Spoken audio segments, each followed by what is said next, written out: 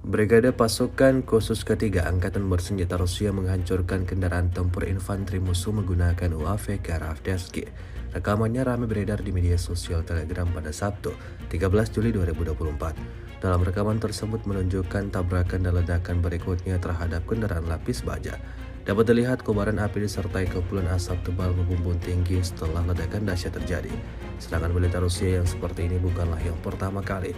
Insiden ini disebut-sebut menambah daftar panjang kerugian kendaraan militer Ukraina.